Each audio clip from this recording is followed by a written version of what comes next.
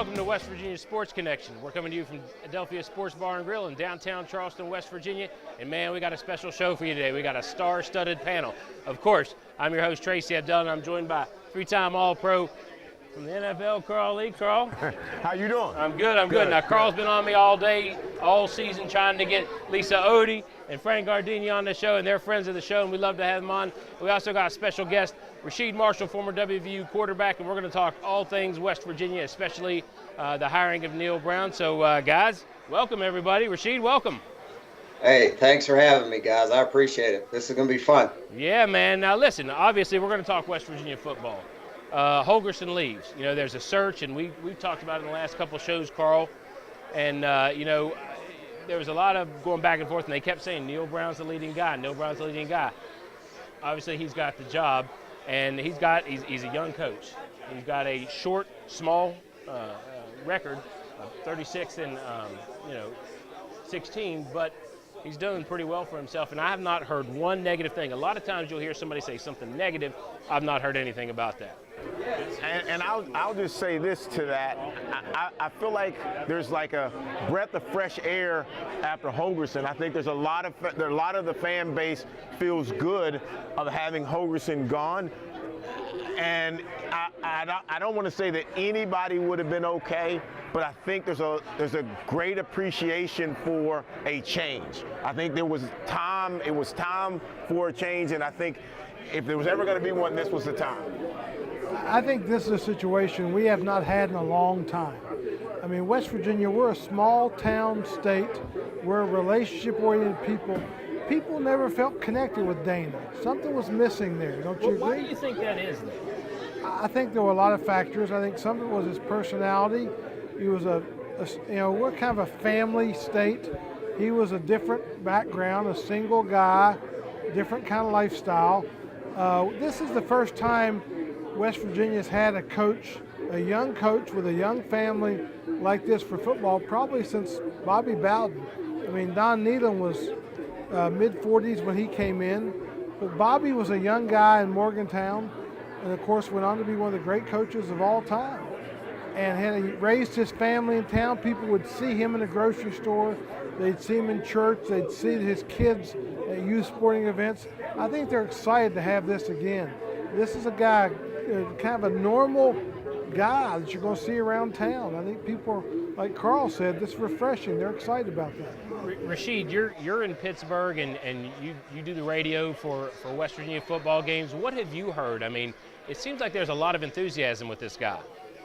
Yeah, there's a lot of enthusiasm, and you can't help but to be excited about this. I mean, for one, the guy's not selling anything to us. It's no high up-tempo offense. It's no play with your hair on fire. It's, listen, we're going to come in, we're going to work hard, we're going to get these guys to play, and he's a known winner. He has a great background, obviously some big wins, some big upsets, and a record to support all of it.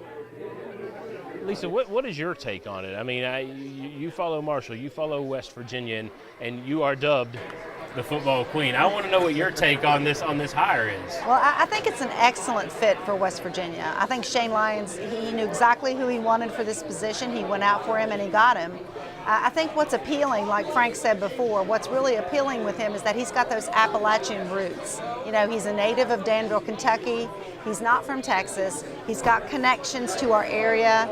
And I think when Shane Lyons hired him, I think he knew that this could be somebody that future donors to the program could find a connection with, because you know he's just that kind of hometown guy, as Frank spoke about earlier.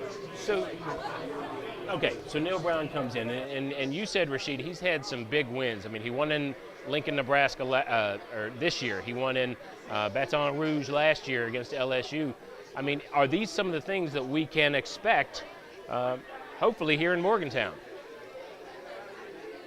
Hopefully so. I mean, that's obviously, as a fan, as an alumni like myself, that's what you expect. And it may take some time. I don't think things are going to happen in one season. It all takes time. It's a process. But, you know, that winning mentality follows you. Obviously, you need players in place to be able to make plays for you. But winning is a mentality.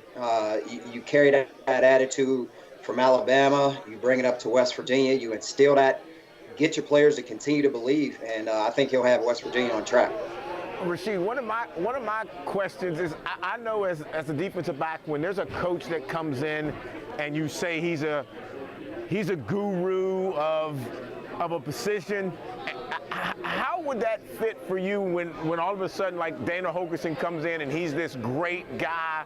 Because to me, there's a way that takes away from the quarterback, and I felt like that would be a challenge for quarterbacks to do this, to be a great quarterback and yet have this guy who's taking most of the credit based off of the scheme. How did that fit for you?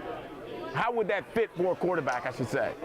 Yeah, I mean, for starters, if you really look at it from a recruiting standpoint, from Dana's time at West Virginia, he never had a quarterback that he recruited, brought up, developed through the ranks. He had transfers. If you go all the way back, he inherited Geno. He had Skylar Howard, who transferred in. Clint Trickett, he transferred in. We had Will Greer, who transferred in. So there was no one quarterback that was truly developed under Dana. So it was almost like you're just kind of sitting and waiting back for that whole quarterback guru mentality to jump out at you, and we just didn't see it. So as a young quarterback coming in, if I was being recruited by Dana and he's this big quarterback guru, you have that moniker following you, it seems like a good thing. But, at the end of the day, again, it just never seemed to develop because he couldn't get that top recruit in there. It was all transfer guys.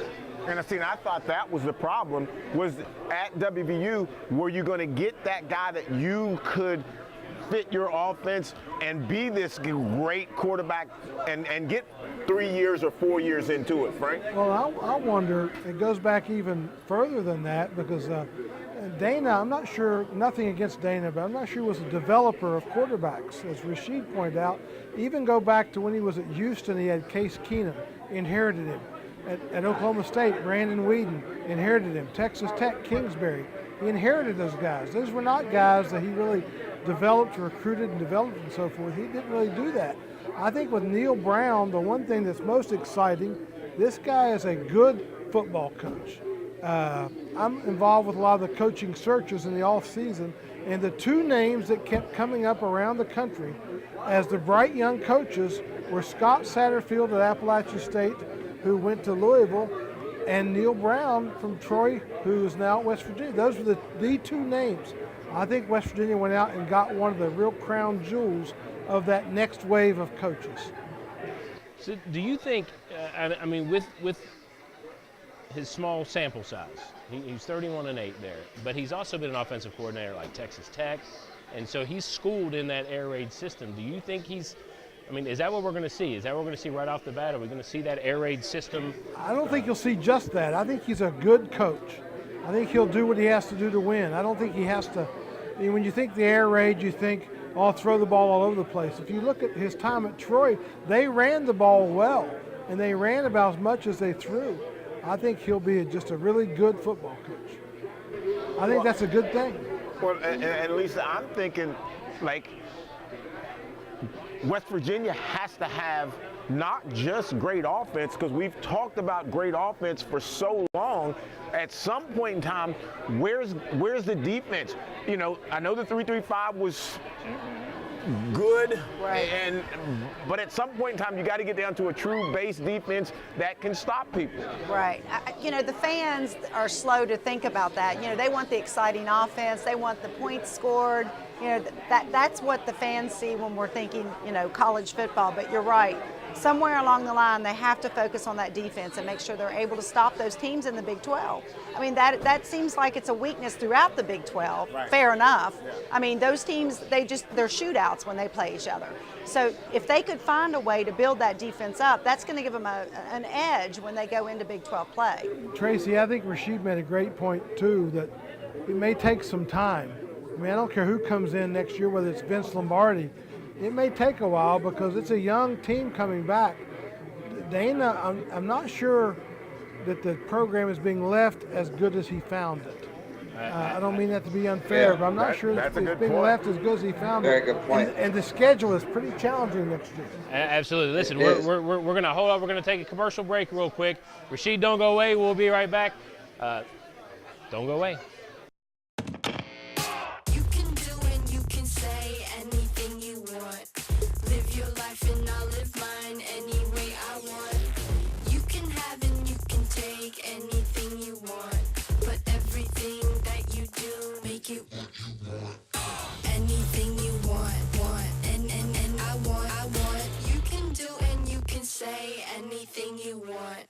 But everything that you do, make it what you want. This isn't just a beer. It's a lager. A medium-bodied, amber-colored, one-of-a-kind beer. Made from those bold enough to brew it, for those bold enough to drink it.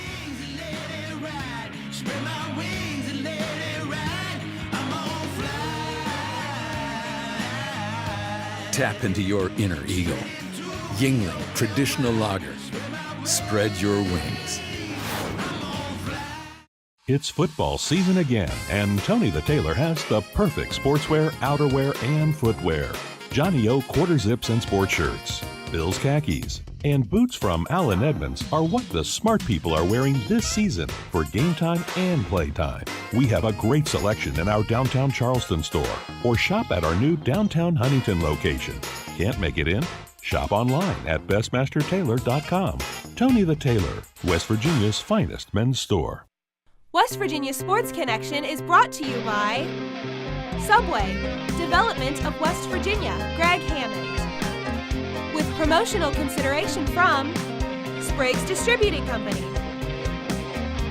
Yingling Golden Pilsner, Hendrickson and Long, The Riggs Corporation, Commercial Real Estate, Paul M. Corey, CPA. Welcome back to West Virginia Sports Connection. Again, we got a star-studded panel. We got Lisa Odie, we got Frank Gardenia, we always got the All-Pro Carl Lee, and our special guest, Rasheed Marshall.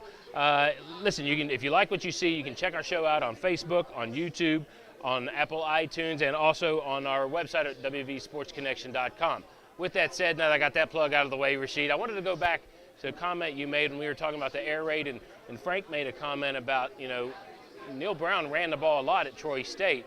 What are your thoughts on when we were talking about the air raid?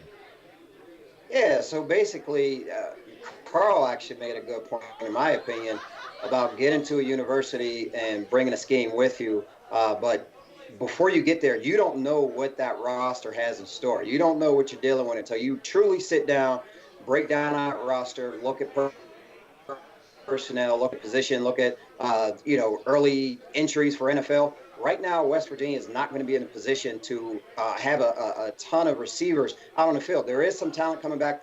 There is some veteran players coming back, but the deepest position on West Virginia's offense is the running back. So as a coach, you look at that, you're going to take advantage of that position's talent, and it may force you to run the ball a lot. Do you even see the offensive line? Is that there to assist in the run game? And then I'm as a dual question, what do you see in the defense? Because I think when people were talking about West Virginia having a chance for the national championship, you've got to have great defenses to do that. So I'm curious about that on the offensive lineman, and also just wondering, like, how much better does the defense have to be before we start talking about national championships? Yeah. Well, in my opinion, especially playing quarterback, I know how important the left tackle position is. Kelby Wickline filled in for Yannick Adjust, that left tackle, and he was exposed a little bit. So whenever you have to replace that position, it's always going to be a challenge. Now, Kelby Wickline, he'll be back. Colt McKivitz, he just announced he'll be back.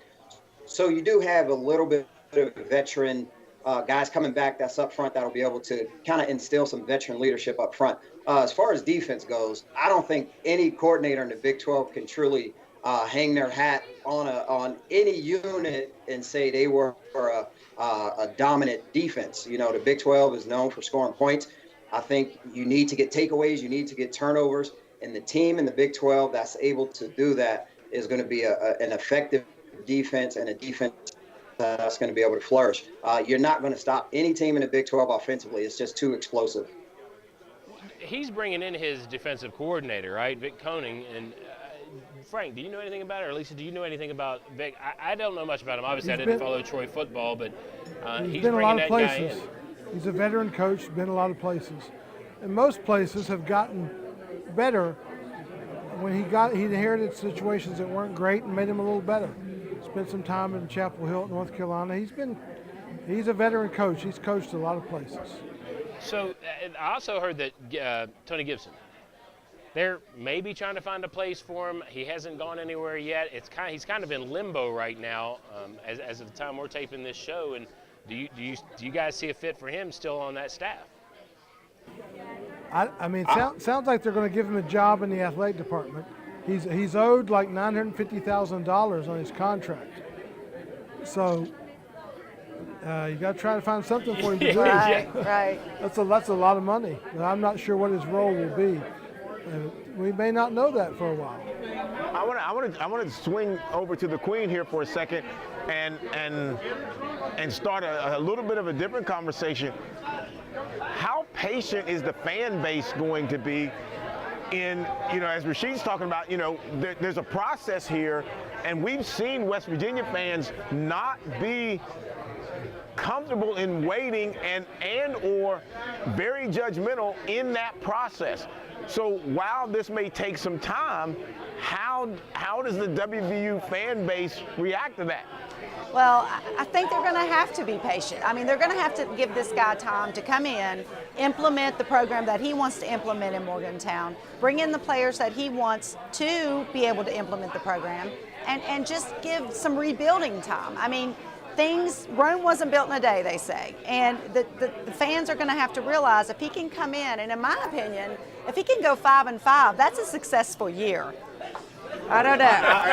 Rasheed, I'm going to say 5-5. There's going to be a whole lot of people upset and trying to figure out what happened to WVU. Am I wrong on that? I mean, I think if he goes 500, I don't know. 500 would be a good measuring stick. I think it would be a good goal. Obviously, you come in, you want to try to win every single game possible. Frank made a good point. West Virginia is a little bit different. You have a big or a small state with a big fan base that is very passionate about West Virginia football. They're sitting on the edge of their seats, especially you get a new coach comes in here, he's making everyone excited. But as a fan, you have to understand it's going to take time. This thing is not going to get turned around in one season. Will Greer has left. West Virginia needs to find a quarterback. If you watched the bowl game, you were able to find that quarterback position is a little vulnerable right now. The offense was not able to move the ball. So if you're a true fan, you actually break down a game, you watch, you understand units, it's going to take a little bit of time to get that ball rolling. You don't have a choice. You just have to sit back and enjoy the process and let it all take shape. Well, and the non-conference schedule next year, pretty challenging. I mean, you've got Missouri on the schedule, and they've got the TCU quarterback has transferred there, and the Clemson starting quarterback that beat out Trevor Lawrence at the start of the year has also transferred there. So there's some talent in Missouri. And the one game that scares me a little bit is the FCS game against James Madison. That's one everyone expects to win, but it's James Madison. But James Madison is coached by Kurt Cignetti, first-year head coach, son of Frank Cignetti. We saw him coach in Charleston 2 years ago in the playoffs. He's a Morgantown High graduate going back home. JMU is a pretty good FCS program. That's a dangerous game that everyone expects you to win, and it could be dicier than you think. So how much time does this fan base give him? I mean, I really think with everybody they've lost this year, with the transition, I think he's going to have a little bit of a leash. I really do. I hope he will. I don't even think that. I just don't even see. I don't see any of that factoring in. I mean, just a couple years ago, there's people trying to get Doc out of Marshall, just because of a season, and the expectations to me in Morgantown is always higher than it's going to be at Marshall. There's an expectation that we should win the Big 12. We should maybe even have a shot at the national championship. How does that fan base now say, oh, okay, guys, we're gonna wait. We're gonna wait a little bit. We're gonna give him time. I just don't really see that happening. I think they have to. I don't think they have a choice. I don't think that. I mean, they may not be happy. They're not going to settle for mediocrity. I'm not saying they're going to be happy about it, but I am saying that they're going to have to accept it and give him some time to implement what he wants to implement in Morgantown with players and programs. I mean, Frank, you made a great point. He left that cupboard kind of bare. I mean, Holgorsen came in, he had a team, man. I'm just not sure he left it as good as he found it. Hey, Frank, I want to go back. You commented on JMU being a good program. JMU is a great program, actually, and they've been an FCS power. And if you really think about it, this is a little nugget for you guys. Troy has snuck up on some non-conference big team opponents and beat them. West Virginia is going to be the bigger school going up against JMU. You're going to have a new coach, a new quarterback, some new defensive people in place. That can be a challenge for West Virginia. So I think we're going to see what we have right out of the gate in terms of what the rest of 2019 is going to look like for West Virginia football. That's a dangerous game for a game against the FCS, because JMU is a solid. I mean, they've been a national champion FCS program before. They lost their coach also. He went to East Carolina for $1.5 million, which is amazing to me. But and like I said, Kurt Cignetti, his first game, it'll be an emotional day. And again, being a defensive guy, and I'm gonna even throw this into the mix. Okay, so you go in as a defensive coordinator, a good defensive coordinator, has some history of upsetting some teams, and then you go in and you've got a core group that's a 3-3-5. So you've got these hybrid guys. Where do they even fit if you go to a classic 4-3 or 3-4? 4-3. Yeah, I mean, like, what happens to those guys? So not only do you have to move those guys, you got to get guys to come in to play one of those 3-4 or 4-3. I mean, that's going to be a challenge. Yeah. All right, I tell you what, we got to take another commercial break, and Carl, I want to come right back to that, because I think defense is a big part, and that's been what's lacking sorely in West Virginia. So we're going to take a commercial break. Don't go away. You can do and you can say anything you want. Live your life and I'll live mine any way I want. You can have and you can take anything you want, but everything that you do, make it what you want. Anything you want, and I want. You can do and you can say anything you want, but everything that you do, make it what you want. This isn't just a beer. It's a lager. A medium-bodied, amber-colored, one-of-a-kind beer. Made from those bold enough to brew it, for those bold enough to drink it.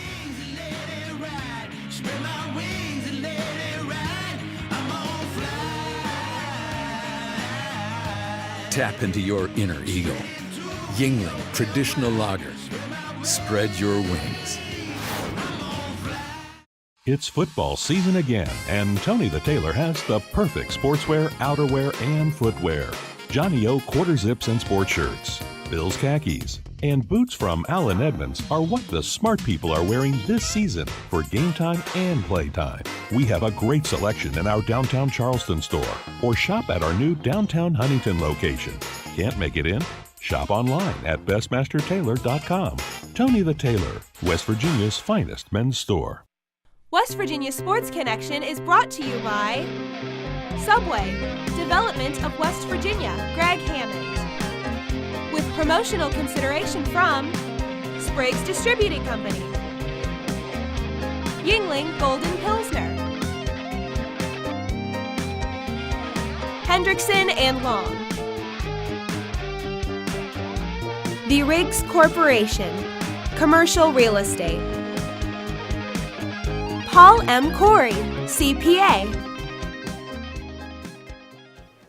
Welcome back to West Virginia Sports Connection. We are coming to you from Adelphia Sports Bar and Grill in downtown Charleston, West Virginia, joined with Lisa Odie, Frank Gardenia, Rasheed Marshall, and as always, my tag team partner here, Carl Lee. Carl, when we went out, you made some really good points about the defense and how, the 3-3-5 has all these hybrids. And, to me, if you can play defense, you can be competitive in a game. Can they be competitive with what we've got? Well, this is and the fad of the 3-3-5 to me, creating hybrids, right? So a hybrid is the guy that can play a little bit of run and a little bit of pass. So teams that run a lot, that hybrid's not that good at it. For teams that throw a lot, that hybrid's not that good at it. So I feel like that's a problem. And so when you start looking at a traditional 4-3 or 3-4, those individuals are different players. You know, they're totally different individuals with a different kind of mindset. And so to me, I'm worried about how long does it take to transition out of that personnel into a true 4-3 or a 3-4 or whatever defensive fronts they're going to run. I think that's going to be a real challenge. And you're talking about in a conference that people will throw the ball and put up 50. I think that could be a major problem for West Virginia. Rasheed, what's your take on that? Because you're calling the games, you're seeing that defense. Can these guys either run that defense or can they conform to a more traditional defense, a 4-3 or a 3-4? Yeah. That's where the challenge lies. I mean, that's bottom line. That's where you're going to have to really buckle down and get your recruits in. You make best of what you have on that roster coming back for the 2019 season. But again, that transition is who you bring in to fit your defensive and offensive schemes, who is left on that roster to be able to fit into the new defensive scheme. So we talked about the fan base being patient. That's one of the biggest challenges as well. You're going to see a lot of points being put up, but again, it's just that transition period. It takes time to recruit people in. You have to phase the players out who were good fits for another scheme, but it's going to take time to flush that, get new guys in to fit a new personnel, whether it be a 4-3, 3-4, 4-4. Who knows what we can see? So that's just a challenge in itself. And you know, in scheduling today, most schools, most Power 5 conferences don't play that many other Power 5 non-conference games. West Virginia is one of the few that plays 2 every year. They play Missouri next year and NC State next year. You know, last year one of those games was canceled by the weather. That's pretty ambitious scheduling. That's a tough challenge for a first-year head coach like Neal Brown. Is part of that because no one was anticipating Greer leaving and thinking that he might have had another year? I mean, I'll be honest with you. I always thought if he hadn't gotten hurt last year, he'd have left last year. But he got hurt and came back. I thought they got a bonus year out of him this year. But no, he was done. So how do we develop a quarterback? Because I'm not going to bang on Jack Allison. I mean, you know, he kind of got thrust into the situation with the bowl game and all that. But, Rasheed, you've seen the guy play. I mean, can he play? Can he develop into that quarterback? Did you watch the bowl game? Yes. Listen, I'm not dogging the guy either. There's a lot of freshman quarterbacks around the country who did great this season. Clemson. That's one quarterback right there who is able to give you a great example of what a freshman quarterback can do. Now, there's going to be a big learning curve for Jack Allison to be able to really come back, redeem himself. He's a freshman being put up against a good Syracuse team. They brought the house against him. They tried to just pressure him and put him in situations. West Virginia is playing without their starting NFL caliber left tackle. What do you expect to happen? So the guy's being thrust into a position. This is not the first game of the season. This is not just a FCS opponent. This is Syracuse, who was a quality team, did good in the ACC, in a bowl game. You're trying to go out there and produce. That's tough. So there's time to grow. There's a lot of time to grow for him. And spring and all of those kind of things can gain him. That's important to him because he's going to have to come back. But it doesn't really make any difference, Queen. A young quarterback in any situation, especially on that type of a stage, that's a challenge no matter what it is and what position it is. He was definitely thrown into a situation he wasn't ready for. I mean, we can all agree on that. One of the things that I did read doing some of my research for Neal Brown was that part of the reason he aced the interview for the Mountaineer position was because one of the pieces that he brought to the table was detailed evaluations of certain players, and that included some of the throwing mechanics of Allison. So I thought that was really interesting to find that information out. He's a professional coach. Right. And he prepped for his interview like a professional coach Right. would. He came in with a plan and said, I can Yes. help this guy do this, I can help this guy do that. And that's why I think in the long run, West Virginia fans should be excited about the potential of the Neal Brown era. He's a young guy, but he's a really, to me it reminds me of when we hired Bowden or John Beeline in basketball. This is a really good professional young coach, and he's going to do a great job, I think. And what it sounds like everybody's saying here is that now you've got a coach that's interested in the actual details of every piece of the game, what everybody does, like to the quarterback. All of a sudden, we're not worried about the quarterback just throwing the football. We're worried about his mechanics. We're not just saying he's going to throw it 60 times and he's going to get 500 yards and 5 touchdowns and 2 interceptions. We're looking at his mechanics to see if we can make him actually a better football player as a whole. That to me would be something totally new at West Virginia over the past few years. I was going to say I don't remember Dana being too detail oriented in those things because, as you alluded to, I mean, he got, and Rasheed did, he got some nice transfers that came in. I mean, they kind of just kept falling into his lap.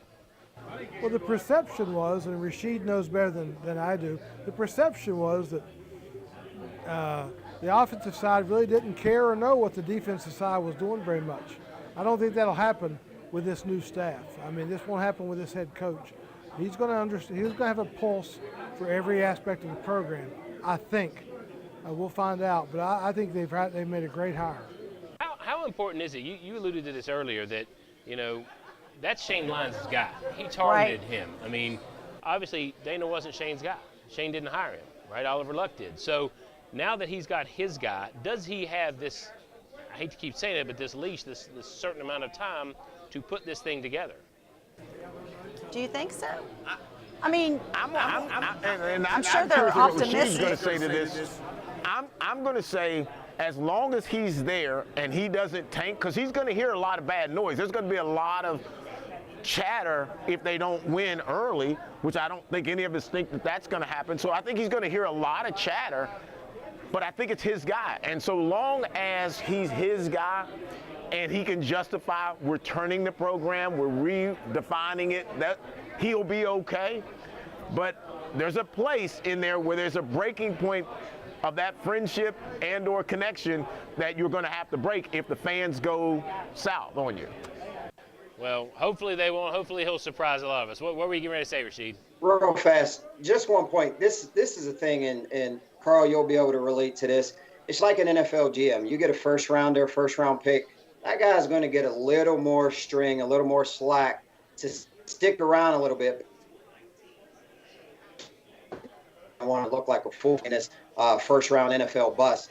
He's going to give him a little more slack versus a fifth-round pick, all right? So that fifth-round pick, not a lot of money invested into him. First-rounder, he's supposed to come in, produce. GM doesn't want to look like a fool. You're going to give that time. You're going to say, okay, one more season. He's going to come around. He's going to start to develop. That's the same exact relationship that you get with Shane Lyons and Neal Brown. All right, well, listen, Rasheed, man, we've kind of run out of time now. Rasheed, man, thanks so much for giving us the time, and you're the first we've done this with, so thank you for your time, brother. I appreciate it. I appreciate it, man. Hey, I want my gyro bites when I come in time. We're even. Well, I'll take care of you when you get here. All right? Listen, for all of us, I want to thank you for watching West Virginia Sports Connection. Again, if you like what you see, you can check us out on Facebook, on YouTube, on Apple iTunes, and on our website at WVSportsConnection.com. Thanks for watching, and we'll see you next time.